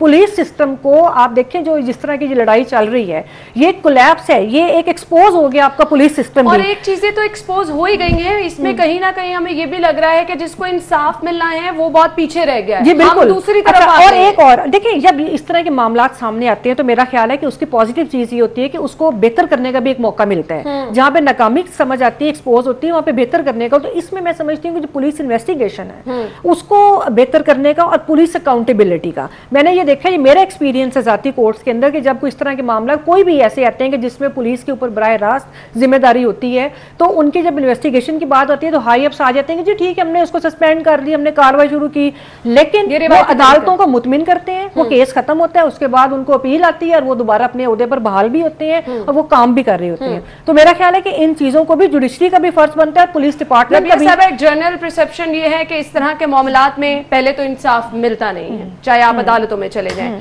और अगर मिलता भी है तो साल हर साल पे मुहित होता है। अवेयरनेस बहुत जरूरी है। इंसाफ के तकाजे किस तरह से पूरे होंगे, वो कौन सा ऐसा रास्ता है जो आपको एक्चुअली इंसाफ तक लेकर जाएगा? क्या कहेंगी वो खवातीन जो कि जुल्म सह सह के बेचारियां परेशान? ये तो चले एक वाकया है, घरेलू तशद्दुद के बेतहाशा वाकयात हैं, आप उन वाकयात को दबा देते हैं, तेजाब गर्दी के इतने वाकयात हैं, आप उन वाकयात पे आवाज नहीं उठाते हैं क्योंकि हमारा कानूनी निजाम उस तरह से हमारी मुआवनत नहीं करता। जी देखिए, मैंने तो अभी आपसे पहले यही बात की है कि ये बिल्कुल सारे मसाइल हमारी सोसाइटी में मौजूद हैं, और हमारी सोसाइटी में इसलिए भी मौजूद हैं कि खवातीन जो हैं उनको एक तो बराबर नहीं समझा जाता और दूसरा कमोडिटी के तौर पे समझा जाता है। इज्जत जो है ना, कि ये खातून की वजह टैबूस जो बने हुए हैं, हमने उनको भी शिकस्त देनी है। इज्जत जो है खातून की, अवेयरनेस पे, नहीं, अवेयरनेस के ऊपर भी, दूसरा विमेन स्ट्रगल के ऊपर भी, और सबसे बड़ी जिम्मेदारी जो है वो आपकी हुकूमत की और फिर आपकी रियासत की जिम्मेदारी है कि वो अपने फेलियर्स को देखे। अगर वो नहीं देखेंगे तो यहाँ पर मैं आपको एक बात बता दूं, सॉरी टू से, आप रियासत से कुछ भी तवक्को नहीं कर सकते। तवक्को हमारे, हम उनसे मुतालबा कर रहे हैं, हम तवक्को तो जो उन्होंने अपना आप एक्सपोज कर दिया, हम उनसे कह रहे हैं कि अभी भी ठीक हो जाओ, वरना ये जो मुल्क है इसकी सालमियत को खतरा है। अगर आपकी आधी आबादी इस तरह नकारा होगी, आधी आबादी को जिनसी जराइम का सामना, बल्कि अब तो बच्चों को देख लें उनको किस तरह प्रॉब्लम्स आ रहे हैं, तो अगर आप ये मुस्तकबिल दे रहे हैं हमारा, ये हमारी खवातीन है, अगर आप इस तरह मफलूज कर देंगे अपनी, तो आप सोचें खुद कि ये सिस्टम जो है वो किस तरह चलेगा। तो इसलिए मैं समझती हूँ कि एक तो रूल ऑफ लॉ हो, मुल्क के अंदर डेमोक्रेसी को स्ट्रॉन्ग करें, मुल्क के अंदर पॉलिटिकल सिस्टम को स्ट्रॉन्ग करें और मुल्क के अंदर रूल ऑफ लॉ को स्ट्रॉन्ग करें, और वो तब होगा कि जब ख्वाब नहीं लगती है, नहीं ख्वाब नहीं लगती है, जो लोग स्ट्रगल करते हैं वो कभी मायूस नहीं होते, और हम बिल्कुल मायूस नहीं है। हम मुल्क के अंदर जमहूरियत को भी मजबूत करेंगे, इंसानी हकूक की भी पासदारी होगी इस मुल्क के अंदर, ये हमारा मुल्क है और हमने इधर रह कर इन जराइम के खिलाफ लड़ना। बिल्कुल आपने बजा फरमाया। आई होप, आई विश कि हम इस ख्वाब को कभी शर्मिंदा ताबीर भी कर सके। थैंक यू सो मच, बहुत बहुत शुक्रिया आपके वक्त के लिए। नाज़रीन, ब्रेक लेते हैं, ब्रेक के बाद आपको ज्वाइन करेंगे, कहीं मत जाइएगा, हमारे साथ रहिएगा। ब्रेक के बाद प्रोग्राम में आपको एक बार फिर से खुशामदीद कहेंगे। गुफ्तगू का सिलसिला आगे बढ़ाएंगे और अब हमें बात करनी है कि आया ये मेंटेलिटी क्या है, क्यों लोग इस ज़हनी कैफियत का शिकार हो जाते हैं। वो लोग जो कि जिनसी ज्यादती करते हैं, उनकी ज़हनी कैफियत क्या होती है, वो किस तरह इस ज़हनी कैफियत का शिकार हो जाते हैं, क्या सोचते हैं, कौन से ऐसे हालात हैं जो उनको इस जगह पर ले आते हैं, क्यों वो इंसानियत के जज्बात से बालातर हो जाते हैं, क्यों वो दरिंदा बन जाते हैं, क्यों वो सफाकियत की इंतहा को पहुंच जाते हैं। वाकयात सिर्फ यहाँ नहीं है, बच्चों के साथ जिनसी ज्यादती के वाकयात नहीं होते, खातीन के साथ नहीं होते, बल्कि हमने तो यहाँ पर देखा है कि मुर्दे भी महफूज नहीं रहते हैं। तो ये दरिंदगी, ये सफाकियत, ये जहनी कैफियत क्या है, इस पर हम बात करेंगे। स्टूडियो में हमारे साथ हमारी मेहमान मौजूद हैं जो कि क्लिनिकल साइकोलॉजिस्ट है ताहिरा रुबाब साहिबा, उन्हें खुशामदीद कहेंगे। अस्सलाम वालेकुम, क्या हाल चाल है ताहिरा आपका? ताहिरा, बहुत बहुत शुक्रिया आपके वक्त के लिए। हमेशा आप मुख्तलिफ टॉपिक्स पे हमारी रहनुमाई करती रहती हैं। ये इंतहाई अफसोसनाक वाकया एक वाकया नहीं, बहुत सारे ऐसे वाकयात होते रहते हैं। ये दरिंदगी, ये सफाकियत, ये मेंटल स्टेट क्या है? अना, पहले बहुत सारे टाइम पे ना हमने बहुत सारी चीज़ें जस्टिफाई की हैं कि बहुत सारे शायद साइकोलॉजिकल प्रॉब्लम्स की वजह से लोग जो है वो रेप्स में आ जाते हैं, वो करते हैं, विच इज़ ट्रू, गलत नहीं है। लेकिन जब हम ओवरऑल देखते हैं ना कि एक माशरे का एक बिहेवियर है, तो वो साइकोलॉजिकली डिस्टर्बेंस नहीं है, सही कहा। ये तरबियत का फुकदान है एक्चुअली।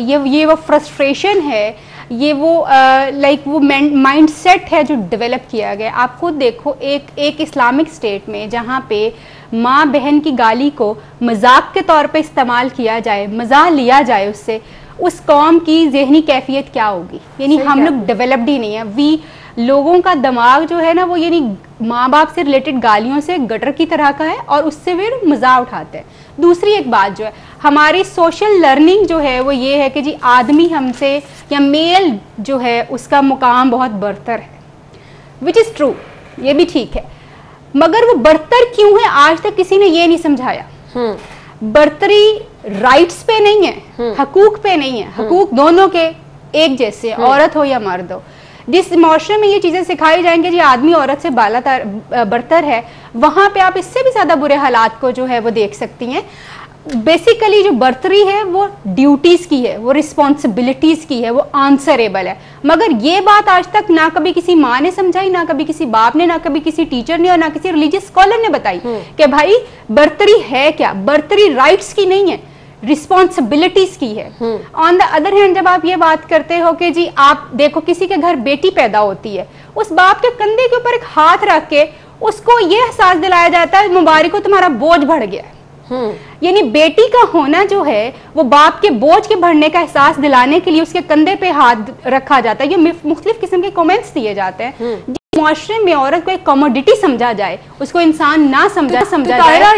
ये मुआशरती रवैये बिलाशुबा हमारे यहाँ हैं और बहुत ज्यादा कॉमन है। मुझे सिर्फ ये बता दें, फिर ऐसे बेटे जो दरिंदगी का मुजाहरा करते हैं, जो माँ बाप के लिए बदनामी का सबब बनते हैं, वो उनके होने पे क्या प्राउड करना चाहिए? नहीं, बिल्कुल प्राउड नहीं होना चाहिए। मैं यही बात कहूंगी कि जब हम दरिंदगी की बात करते हैं ना, तो असल बात ये है कि ना तो माएँ सिखाती हैं कि औरतों की क्या इज्जत है, क्योंकि माएँ ही खुश होती हैं ना बेटों की पैदाइश के ऊपर। माएँ ही खुश होती हैं, ओहो मेरा सर जो है बहुत ऊंचा हो गया, मेरी खानदान में इज्जत बड़ी बढ़ गई, ठीक।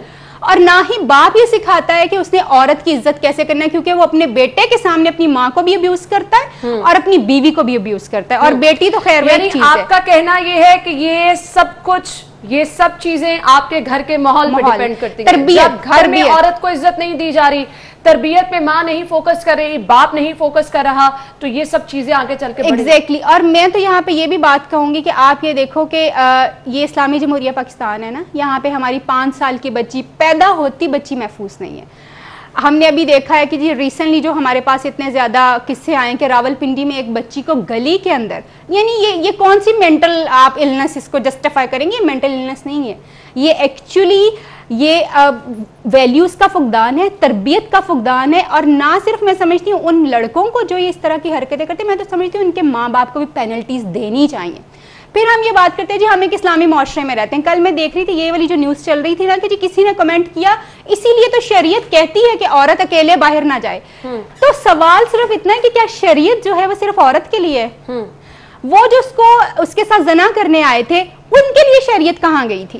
वो शरीयत के हुक्म क्यों नहीं कर सके? और औरत जब अगर थोड़ा इंडिपेंडेंट होती है, पता नहीं किस मजबूरी में उसका शौहर उसके साथ नहीं जा सकता था, भाई अवेलेबल नहीं था, अगर वो इंडिपेंडेंट होते हुए उसने अपनी जिम्मेदारी कबूल करके केस है। ये सीसीपीओ साहब की स्टेटमेंट के बाद भी बहुत सारी स्टेटमेंट्स ऐसी सामने आ रही हैं। ये चीज तो इंतहाई जो है मुज़हका केस है। बहुत सारे घरों में ऐसे वाकयात हुए हैं, बहुत सारे रिश्तेदार इस तरह के वाकयात में। आपके मुल्क में आप जो है, आप अगर इसको शरीयत भी कहेंगे ना, तो शरीयत फिर खुलेआम ये हुक्म देती है कि वो बंदा जिस पे ज़ना साबित हो जाए उसको संसार किया जाए। तो आजकल इस्लाम में, आज तक इस इस्लामिक रियासत में, मैं तो ऑनेस्टली, मैं तो आईके साहब जो हैं, हमारे प्राइम मिनिस्टर साहब हैं, I am so offended of this thing कि हमने आपको इसलिए इलेक्ट नहीं किया था कि आप कल, हमारी औरतें कल भी ऐसे थी, आज उनकी हुकूमत के 2 साल पूरे हो गए, तब भी हम वैसे के वैसे ही हैं। एक ज़ैनब वाला केस ऐसा केस था जो इमरान खान साहब की हुकूमत में हुआ, और उस वक्त इतना अच्छा हमारे पास एक स्टांस था कि हम बहुत कुछ कर सकते थे, मगर सिर्फ क्या हुआ, एक ज़ैनब बिल पास कर दिया गया। क्यों नहीं उस बंदे को शरेआम लटकाया गया? जिस मुल्क में लॉ एनफोर्समेंट नहीं होती, वहां पे क्राइम किसी भी नौयत का हो सकता है और कोई भी कर सकता है। जब आपको पता है कि जी मैं क्राइम करूंगा, मुझे मैक्सिमम 7 साल की सजा हो जाएगी, यानी एक औरत की इज्जत की कीमत 7 साल की सजा है। And same goes for this कि जब एक औरत अपनी ये वाली लिबर्टीज को इस्तेमाल करती है कि वो किसी इंसान से शादी करने के लिए इनकार करती है और लोग फिर उसके ऊपर तेजाब फेंक देते हैं, यानी उसका वो शरई हक जो उसको इस्लाम ने ही दिया हुआ है, उसके ऊपर भी उसको अब्यूज किया जाता है। और फिर कानून आपका क्या करता है कि आप उसको 7 साल की सजा देके आप पीछे कर देते हैं। अगर शरीयत की बात करते हैं ना, तो फिर शरीयत तो ये कहती है कि कान के बदले कान, आंख के बदले आंख, और जब जुर्म साबित हो जाए तो फिर संसार की सजा होनी चाहिए। तो आई रियली डिमांड, और सीसीपीओ साहब की स्टेटमेंट सुन के तो मुझे शर्म आ रही थी कि यानी औरतें कैसे तैयार होके जाएं घरों से। आपकी अपनी बेटी अगर होती, खुदा ना खास्ता, तो फिर मैं देखती कि कौन सा हदूद अरबा आप नापते कि ये कौन से थाने की हदूद में आता है, ये कौन सी। अगर केपी में भी इनके खानदान की किसी इवन मुलाजमा के साथ कुछ होता नहीं, उन्होंने केपी तक पहुंच जाना था।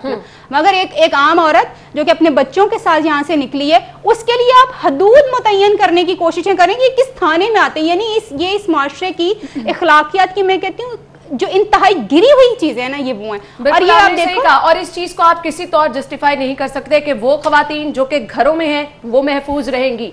घरों में बहुत सारे ऐसे रेप केसेस होते हैं जिसमें खुद रिश्तेदार इन्वॉल्व होते हैं, वो खवातीन फिर किस तरह से महफूज हैं? क्या उनसे भी आप सवाल करेंगे? क्या उनसे भी आप ये कहेंगे कि इस रिश्तेदार को घर आने दो, इसको ना आने दो? तो ये कहीं से जस्टिफाई नहीं है। ताहिरा, आपने कहा कि इसमें आपकी तरबियत, आपके घर का माहौल बहुत ज्यादा मुतासिर होता है, बहुत ज्यादा डिपेंड करता है। मुझे सिर्फ ये बता दें, यानी फिर हम लोग खुद जिम्मेदार हैं, हमारी घर की माएँ खुद जिम्मेदार हैं। इस तरह के बच्चे जो हैं जिनका माइंड सेट वो ये बना रही हैं, रोक रहे हैं, इसको कैसे रोक सकते हैं? मुमकिन क्या? सिर्फ माँ बाप बिल्कुल जिम्मेदार हैं और 100% जिम्मेदार हैं, मगर माँ बाप के बाद जो है समटाइम्स बहुत अच्छी फैमिलीज की बच्चियों के साथ बहुत कुछ होता है, हमने देखा है। और बहुत अच्छी फैमिलीज के बच्चे जो होते हैं वो इस तरह के घनौने जराइम में मुलविस नजर आते हैं हमें। बात यह है कि जब तक लॉ इन्फोर्समेंट नहीं होगी ना, जब तक किसी एक को इब्रत का निशान नहीं बना सकते हो आप, तब आप ये भूल जाओ कि आप जो है आप कभी इस चीज को रोक भी पाएंगे। रोक तो हम कभी नहीं पाएंगे, बिल्कुल, क्योंकि ह्यूमन नेचर है, ये कभी रुक नहीं सकती। एक चीज जिसका मैंने बहुत ज्यादा, जो मैं इस चीज को देखती हूँ कि हमने कुछ चीजें मॉडर्निज्म के नाम पर, फैशन के नाम पर ऐसी बना ली हैं जो कि आगे चल के बहुत ज्यादा अफसोसनाक नताइज सामने आते हैं। उस पर हम बात करते हैं। नाज़रीन, ब्रेक लेंगे, ब्रेक के बाद ज्वाइन करते हैं। बाद आपको खुशामदीद कहेंगे, गुफ्तगू का सिलसिला आगे बढ़ाएंगे। ताहिरा रुबाब हमारे साथ मौजूद हैं। नफ्सियाती मसाइल हम डिस्कस कर रहे हैं, इन मामलात को हमने रोकना किस तरह से है। असल मकसद ये मसाइल डिस्कस करने का भी यही है। ताहिरा, मुझे ये बताएगा, हम ये चीज़ डिस्कस कर रहे हैं कि अब हमने इसके हल की तरफ जाना है।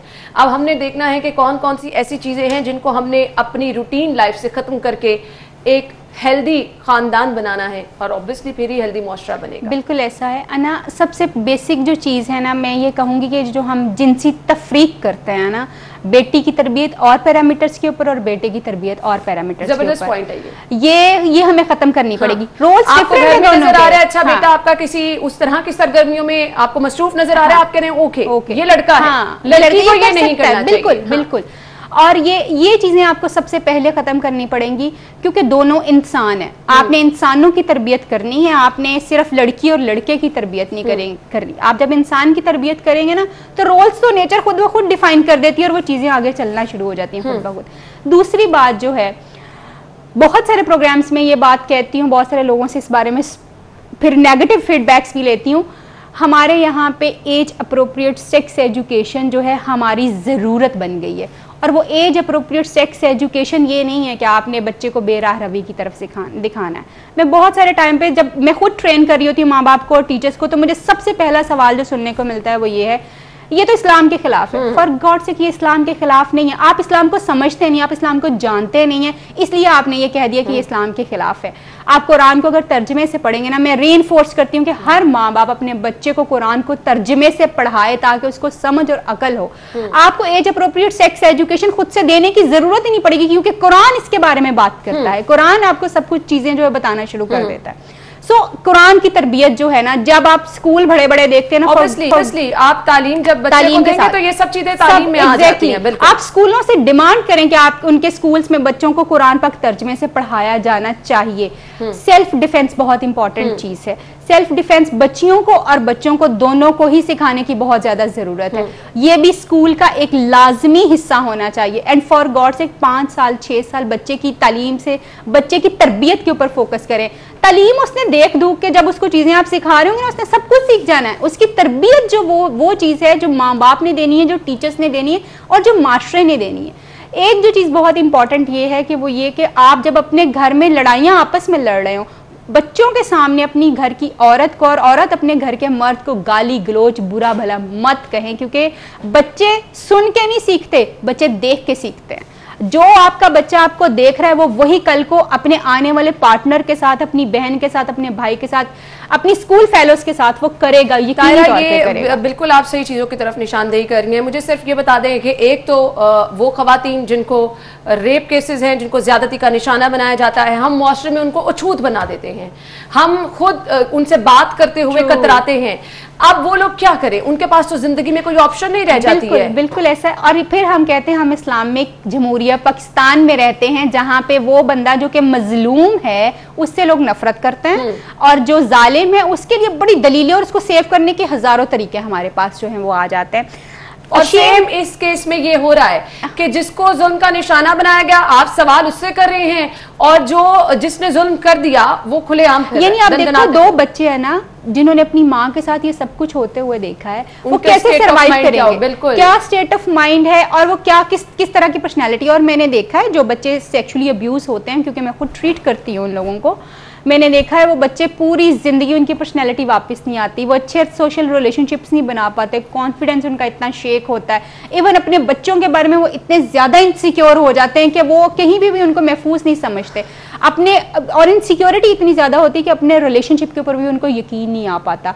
पढ़ाई और जॉब्स तो बहुत दूर की बात है, पूरी की पूरी पर्सनैलिटी मस्क हो जाती। और फिर किसी एक टाइम के ऊपर honestly telling you the truth, मैं तो समझती हूँ माएँ पता नहीं क्या माएँ हैं भाई, आप कौन लोग हो? तो मुझे तो ये कहना पड़ता है कि आप कौन है कि आपकी बेटी अगर आपसे आके अपनी चीजें शेयर करती है ना तो आप उसको छुपाने की कोशिशों में पड़ जाती हैं, क्योंकि वो चाचा मामा ताया जो है उसको आप कुछ कह नहीं सकती।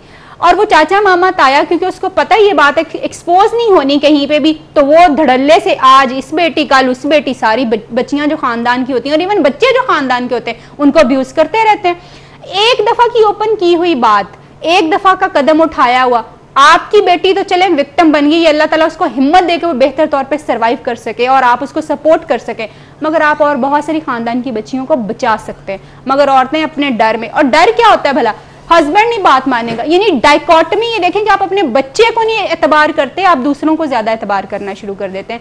सो ओवरऑल जो चीजें हमें करने की जरूरत है, तरबियत घर के लेवल पे, स्कूल के लेवल पे, और लॉ इन्फोर्समेंट के बगैर ये चीज़ नामुमकिन है। जब तक गवर्नमेंट इस चीज़ का एक्शन नहीं लेगी, डंडा नहीं उठाएगी, डंडे की कौम है। And I really demand from the prime minister of Pakistan Usman Buzdar and CCP of Lahore, आपको जवाब देना है जो इंसिडेंट हुआ है, बिकॉज मोटरवे मेरे जैसी लड़की जो कि जॉब करती है, मेरे लिए वो सेफेस्ट वे था। लेकिन अब शायद मैं भी जाते हुए डरूंगी। बिल्कुल ऐसे ही है कि कुछ हो ना जाए, तो ये अलामत बन चुका है। बिल्कुल आपने सीखा। Thank you so much Tahira, बहुत बहुत शुक्रिया आपके वक्त के लिए। और नाज़रीन, जाते जाते मैं ये जरूर कहना चाहूंगी कि ये सब चीजें डिस्कस करने का मकसद ये है कि होश से वालिदैन जो कि दूसरों को तनकीद का निशाना बनाते हैं, अपने घर देखें बच्चों की तरबियत कैसे कर रहे हैं। रियासत से आप कुछ उम्मीद नहीं कर सकते, यहां इंसाफ मिल जाए तो बहुत मुश्किल से, बहुत किस्मत से, लेकिन आपने अपने आप को महफूज रखना है, अपने आप को बचाना है। अपने इर्द गिर्द देखिए, अपने बच्चों की तरबियत अच्छी कीजिए। खुदारा ये वक्त की अहम जरूरत है। इजाजत दीजिए, अपना ख्याल रखिएगा। अल्लाह हाफिज।